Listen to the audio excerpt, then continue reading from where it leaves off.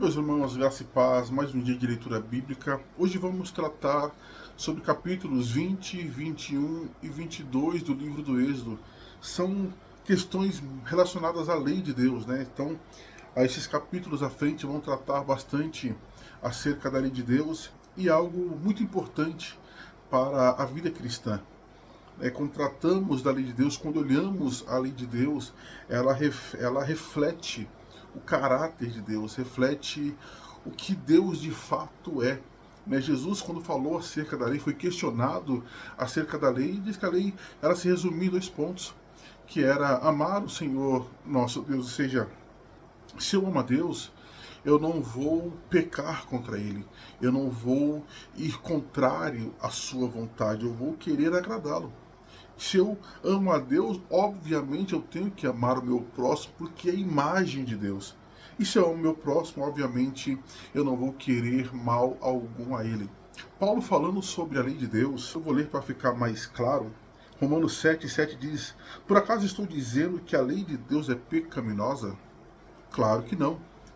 Eu não conheceria a cobiça se a lei não me dissesse não cobiçarás. Então, a lei, ela nos direciona para aquilo que Deus quer de nós. É o caráter de Deus revelado para que possamos ser mais próximos a Ele.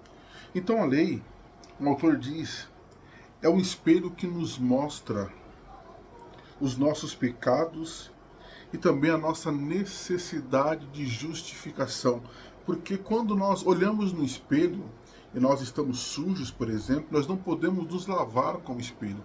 Precisamos de água. Então a lei, ela nos mostra o nosso pecado, nos mostra os nossos erros e nos diz, olha, você precisa se lavar. Você precisa ser justificado. Nós só podemos alcançar a justificação através do sacrifício de Cristo na cruz do Calvário. Por isso que a lei é algo extremamente importante para o cristão. Então eu quero separar esses 3 capítulos em 4 pontos para tentar ser mais claro possível. O primeiro é a questão da justiça. Então são leis que tratam da proporcionalidade do crime praticado, do erro praticado ao outro. Então, se você matar alguém, você deve ser punido com a morte. Se você ferir a mão de alguém, a sua mão também será ferida. Se você queimar alguém, você também vai ser queimado. Então, a proporcionalidade ela é muito importante quando nós tratamos da lei de Deus. A justiça ela é muito importante. Então, o capítulo 21 ainda vai tratar acerca da propriedade privada. Então, a propriedade privada ela é preservada na lei de Deus, porque ela é importante, ela faz parte da vida do homem. Então, se alguém roubou um animal de alguém, ele deve restituir essa pessoa. Se ele quebrou a propriedade de alguém, ele deve pagar para a restauração dessa propriedade. Então, a justiça é extremamente importante, ela é revelada na lei de Deus. O segundo aspecto diz respeito à vida e à dignidade humana.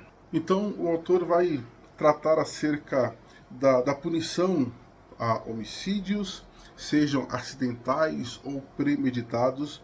Até mesmo o escravo era protegido pela lei. A dignidade humana era importante. Então, se o escravo for ferido pelo seu dono e ele sobreviver, o dono não seria punido. Mas se o escravo morrer, a punição haveria ao dono. Ou seja, o dono ele tinha responsabilidade pela vida do seu escravo. Então, até mesmo o escravo que, obviamente, não teria tanto valor assim, na verdade a lei estava ali para proteger até mesmo esses que precisam de proteção ao máximo. A lei também trata acerca do maltrato aos estrangeiros, órfãos e viúvas. Então, a proteção da vida ela é muito importante, a lei trata bastante sobre isso.